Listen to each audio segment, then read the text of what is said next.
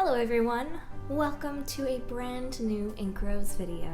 Today we're going to do something extremely important, and that is making a classic Barbie movie tier list. For you see, Barbie movies are incredibly important to a lot of young girls' childhoods. Nostalgia overload, pretty much. I grew up on a bunch of VHSs of Disney movies and other movies and Strawberry Shortcake and all that other stuff. But something I would always really look forward to is going to the DVD store with my dad and getting the latest Barbie movie on DVD. There's a lot of nostalgia involved with this franchise for me. I played with tons of the dolls. I had my favorites. I watched Life in the Dream House when it was out. I was also super into Polly Pockets and all that stuff. So even though it's rather silly, this is a very important matter. We must rate all these Barbie movies. Now there are going to be a couple of rules. First off, I have to have seen the movie at least once. As you can see, I've seen a lot of them. And I haven't watched any of these through in years. So I'm pretty much ranking them based on my own nostalgia and how I remember them while watching them as a kid. Some of these I watched way more than others because I had the DVD, and other times I didn't have the DVD, so that is going to affect the ranking of some of these because with some of them I've only watched them once. So why don't we get started, shall we? First up on the list, I was thinking about going in release order, but I decided I'll just do whatever order that this thing put them in. So that means we're starting with Barbie Thumbelina. I watched this 2 times, I think, when I was younger, and even though I am in love with fairies and mermaids and all that kind of stuff, I didn't really like Thumbelina as much because one thing, the designs of the main characters were kind of weird, especially compared to the other Barbie characters. And 2, they weren't actual fairies. They were tiny girls with fake wings that they couldn't even really properly fly with. They just glided around with them. And I didn't like that as a girl. I thought that was stupid. I wanted fairies with real wings like in Tinkerbell. I had very specific tastes when it came to how I wanted my fairies to be shown in media, and Thumbelina was stupid because the fairy wings weren't actually real, they were fake. I don't know. Also, it had a dumb environmental message, and even as a kid I was sick of environmental messages. So I'm sorry, Thumbelina is going in D. Also, I really hated their voices. They were annoying.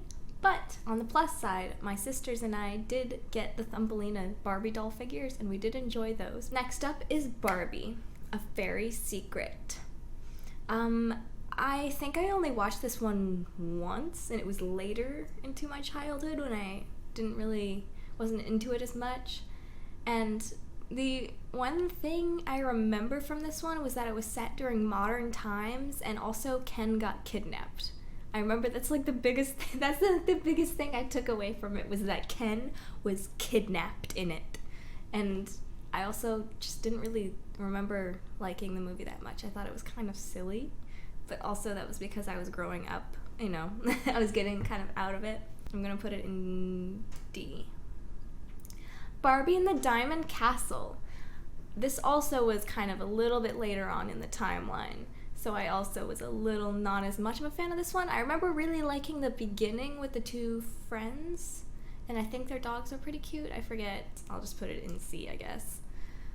As a side note, I remember when I was growing up, I did not like it when the Barbie movies were set during modern times. I thought it was a cop-out. I wanted the fairy tales. I wanted that good magic stuff, yeah. Even though there was magic in the modern time ones, I didn't want modern setting. I wanted back in the old days, nice old stuff. I don't know.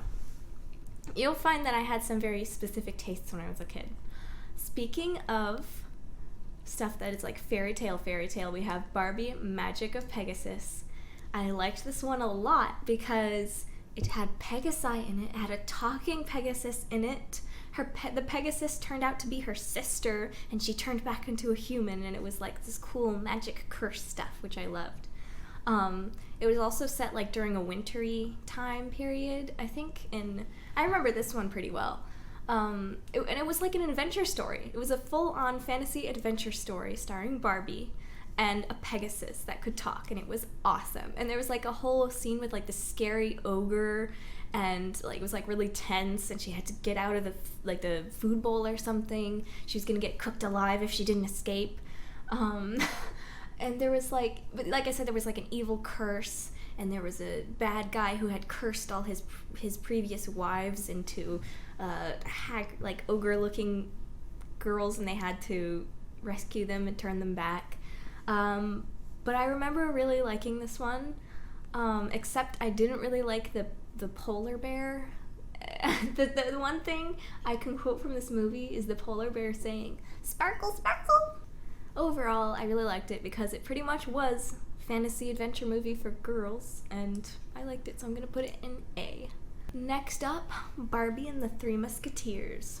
This one was also a little bit later in the timeline, but I remember that one of the coolest parts about at least the dolls that came with it was that the dolls had this feature where they could transform from ball dresses into like shorter fighting dresses. I think I only saw this movie once, but I somewhat enjoyed it. I think I'm gonna put it in B. I don't remember that much about it. Next up, 12 Dancing Princesses. I loved this one. This one was great because it not only had like the cool ballet, magic, cool ballerina stuff, it had like a secret passageway into the hidden world, and I love that kind of thing, Narnia type of thing. The music was really good.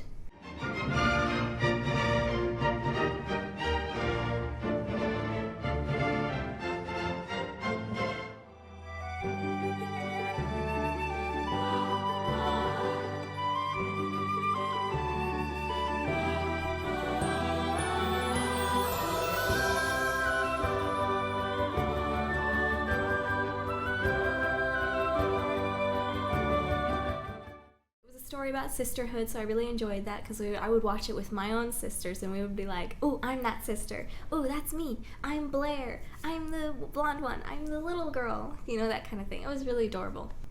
I remember like the ending was pretty dark because the villain was actually like poisoning their dad slowly over time, so they thought he was sick, but in reality she was poisoning him slowly with the tea. So I'm gonna put this one in A. I liked this one a lot, especially the music. Next is Barbie Fairytopia. I did not own the DVD for this one. I mean, I didn't for some of these other ones, but I didn't own the DVD for this one, so I only saw it like once. And normally I'd be like, "Oh my god, I love fairies. Yes, fairies." But the thing is, I don't remember this one that much. So I'm going to put this in the B category because I just don't remember it as much as I should. But I'm sure if I did and I had watched it more, I'd probably be higher. Mermaid Tale. I remember this one for having like a surfer girl who was like the daughter of a mermaid, and then maybe a human. I think her dad was a human. I could be wrong. It's been a long time.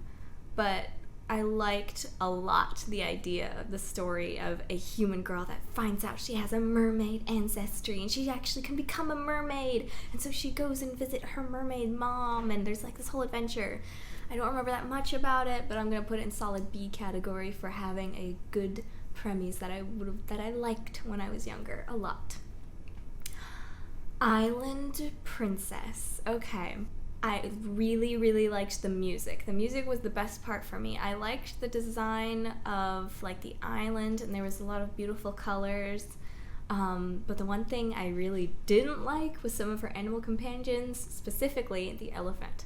The elephant to me was the most ugly thing ever. I just did not like that elephant. The elephant, I didn't like her personality, I didn't like her design, I didn't like her, and she kind of ruined a lot of the movie for me when I was younger. But I liked the story the story was like of this girl who was washed up on an island when she was a kid, and so got raised by the animals there, and then eventually she's found by this prince guy on his ship, and they bring her to civilization, and she finds her mother. There's like a whole heartwarming reunion scene and all that, but I would say the best part for sure was the music, specifically that song where it's like the one at the beginning. Here on my island, the sea says hello. Dolphins are waving wherever I go. There's a song in the breeze and a home in the trees. Friends I can talk with whenever I please. That's the only one I really remember. So I'm gonna put this one as a solid. I'd probably make it B plus, A minus. But I liked it better than Three Musketeers, so I'll put it up here. Thinking back on it, maybe Three Musketeers would go in C. Yeah, that's better. Next is Princess Charm School. I only saw this one once. It was later in the time period. I didn't really like it that much because it was set in modern times and it seemed kind of cheesy, the whole premise. So I'm gonna put this one D. I didn't like it that much. Barbie Diaries. This one was set in modern times, but it had like a cool magic diary thing. The only issue is I don't remember like anything about it except looking back at it. I saw some screenshots. The 3D looks terrible, way worse than the other movies did who came out before it. It was modern times and it's very dated because it was very, very early 2000s. I don't remember much about it, so I'm putting it in D. Sorry to all the fans of that one. Fashion Fairy Tale. This one was set in modern times and it was about that time when I started to realize how much the newer Barbie movies were relying on very, very saturated pinks and colors because the older Barbie movies were very pastel and so they weren't an assault on your eyeballs and they used colors besides pink and purple. They had a lot of pink and purple and blue, but they used browns and greens, all these other colors when they needed to. But these newer movies, especially the ones set in modern times, had these very saturated colors, and that bothered me even when I was a kid because I was like, this is too much. I'm gonna put this one C. D maybe. Barbie Nutcracker. This was the first, as far as I remember, this was the first Barbie movie, and I loved it a lot. A lot. This is one I totally had the DVD for. I watched it over and over. It was so good because the thing I really appreciate about some of the older Barbie movies in general was that they were very focused on using classical music with the story. But Nutcracker is obviously based on Tchaikovsky's Nutcracker.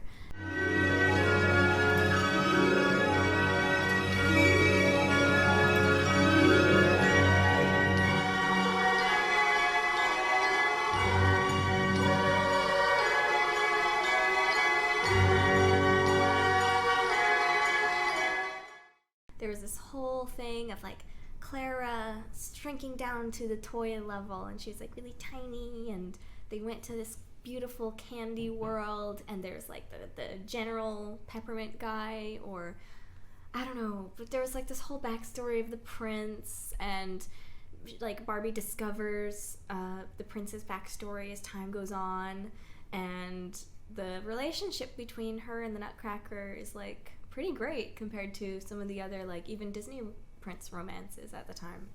So, and the dancing, they had all these beautiful like motion captured ballet dances, and of course it's Tchaikovsky. The music was incredible.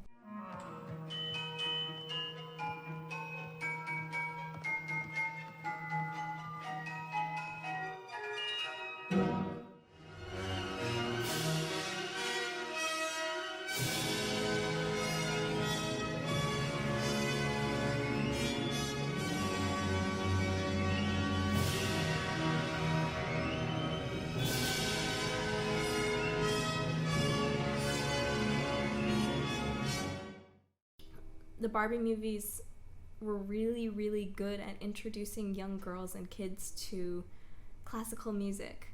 And because of that, I have an appreciation for it that I probably wouldn't have had if I hadn't seen those movies growing up. It's kind of funny, really. But this is totally S tier. Next up, Princess and the Pauper. This one is super good because it was the first Barbie musical. And the music in it was amazing. I know all these songs. Not every single lyric, but I loved all of them. We had the CD that came with it in the DVD where you could put it in your CD player. Hey, remember when those existed? And we would like, my sisters and I would like sing along to all the songs. It was especially cool because you know, I had my little sister with me, so we would both like sing the parts of the different characters. I would sing Barbie and she would sing for Teresa, and it was so cute. And I just remember all the songs. It's great. Free to do crazy things, free from house or wise or who's. I'm just like you, you're just like me. It's something anyone can see. You're no status quo calico. It's like you're trying to be, 'cause you're more than that. You're a doggish cat. To be a princess is to know which spoon to use. To be a princess is 1,000 pairs of shoes. To maintain a regal gait, leave the parsley on your plate, and be charming but detached and yet amused. To be a princess is to never be confused. I liked the story, I liked everything about it. S tier for sure. Next is Barbie Rapunzel. I'm just gonna go ahead and put this one right up here because it's also one of the very nostalgic ones for me. I had the DVD, I watched it. There was like a dragon character, the dragon character and her dad, and both of them were very sweet. There was the rabbit character who was pretty great. The whole premise was so great because like Mother Gothel was super threatening. The whole thing, there was like a magic paintbrush and she could paint whatever she wanted on the walls and it would like come to life, or she could paint a portal into the city and walk through it and then go out into the city, and it was amazing. It was like top tier my aesthetic. There was even like this scene with this amazing music where she's like painting out different dresses she's thinking about wearing to the prince's ball.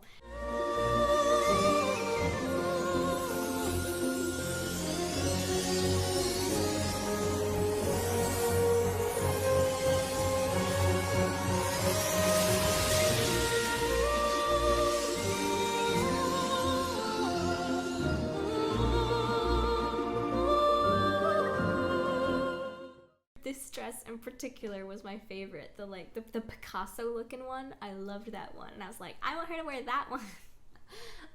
It was top tier material for little Anastasia. For sure.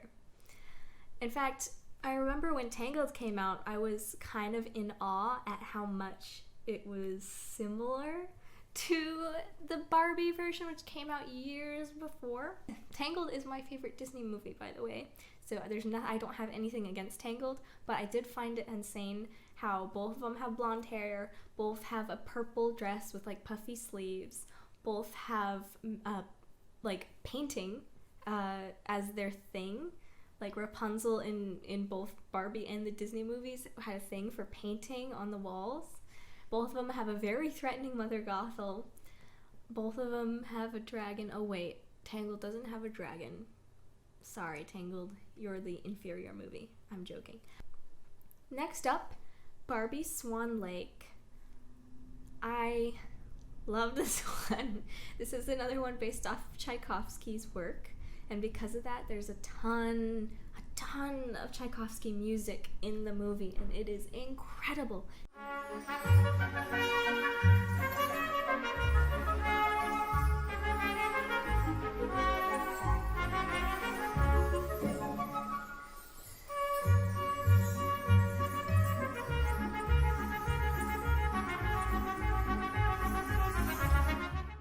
I really liked the story in this one because it's another curse story about a person getting turned into animals, and I love those. If you haven't guessed from the fact that I wrote an entire book about that kind of story, because it's interesting. I just find them super interesting. Like, how do they adjust to this curse? How are they going to figure out what to do? How are they going to figure out to get out of it?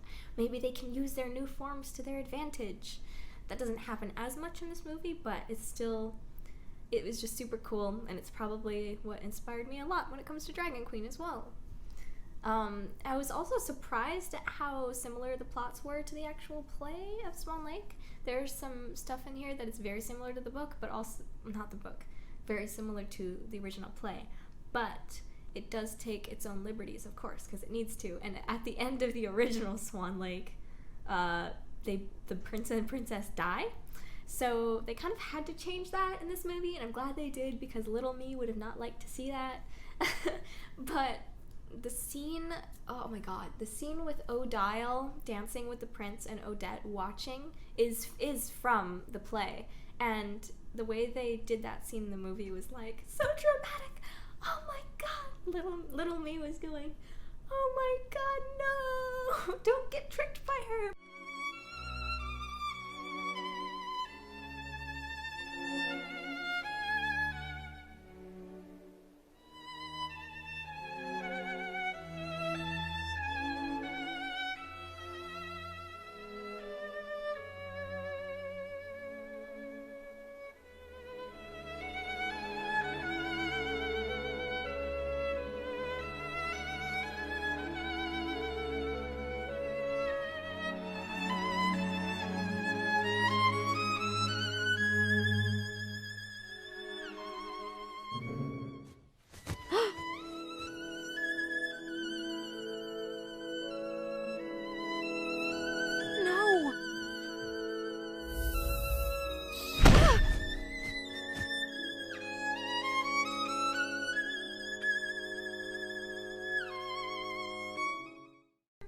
And as a little Ink Rose baby trivia, when I was younger, I took dance classes, a lot of dance classes. I took tap dancing, ballet. Once when I was going to ballet class, my dad met and introduced me to the voice actress for Odile.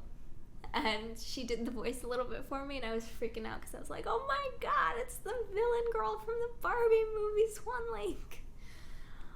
Side note, I loved a lot of the designs in this movie for some of the characters, especially like the little Kelly doll. Anyway, I think you can guess this is going S tier. Top tier Barbie movie. Alright, we've got 2 left. Let's do this. Barbie Fairytopia Mermaidia. The thing I remember the most about this was the commercials for the dolls that came with it. They had this jingle that was like, Mermaidia, color change mermaids with the bubble fantasy. Coming this spring, Barbie Fairytopia presents a brand new movie adventure. Color change mermaids at the bubble fantasy. Ripping so playfully, fishies blowing bubbly. They get a stash in Mermaidia. Super stylish. That's all I remember. But like, that got stuck in my head and I still remember it to this day. I also remember the Barbie doll my sister got of this one. And it was like a doll where you could turn her from a human to a mermaid. So like, she had these wings that sprang out, and then you bent the wings down to go to her legs, and then you put on a like tail cover, so then the bottoms of the wings became her fins, and then she had a mermaid tail. It was super cool. I loved it. Even though it was my sister's doll, I still loved playing with it and turning her from a fairy to a mermaid. It was the coolest thing, because fairies and mermaids are the best, obviously. Unfortunately, I don't remember this movie that much. I only watched it like once, so I'm afraid, despite the fact that it would probably be one of my top favorites if I had seen it more, I'm gonna have to put it in B. I don't want to, because I feel like I should have watched it more when I was younger, but unfortunately I did not get the chance to, so I don't have much memories of it beyond the toys. And last one is a Perfect Christmas, I think. Okay, so this is one of the ones later in the timeline. It's set during modern times. I didn't really recall liking the plot that much, but there was something cool about it. The fact that it was Barbie and her sisters. For you see, my sisters and I were pretty much these sisters in the movie. I was Skipper. Since they were, oldest, middle kid, younger kid, we also had that in our family of the sisters, so we would like identify with each sister, and it was great because they were kind of similar to us. Like, Skipper was the technology one. She was always on her computer, and that was me. But the one thing I definitely remember from this was the toy that we got from it, which was like the stage, and all of the sisters, including Barbie, came with it, and when you plugged each girl into the stage, they would sing a different part of the harmony for Deck the Halls with Boughs of Holly. So like if you put one of them into it, you would hear one part of the harmony, and if you plugged another doll into it, you would hear two parts of the harmony because two dolls were there. If you plugged all four, you would hear the entire harmony of the song together. It was awesome. We would like experiment with it. But as for the movie itself, I don't remember that much, but I don't think I really liked it that much besides the fact that it had Barbie sisters in it, which we really loved. So I'm putting it in C. But Barbie Life in the Dream House, that one we really like to watch because it was better written. Barbie!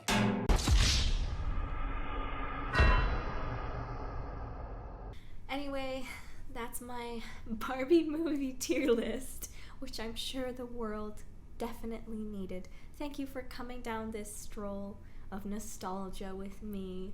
I feel like these movies really, really influenced me when I was growing up. I loved the magic, I loved the curses, and the dancing, and the music, and it was all amazing. Obviously, the Disney movies I watched when I was a kid are better quality, better made, and I liked them just as much. But when it comes to today I'm appreciating the Barbie movies because they are underappreciated compared to Disney movies. So I hope you enjoyed it. If you want to make this tier list yourself, I will put the link to it in the description. You can share some of your Barbie movie tier lists in the comments, or go on my Twitter and tag me in it and I'll look at yours. So thank you so much for watching. I have a lot of cool updates coming up about Swan Lake, so I'll see you then. Bye!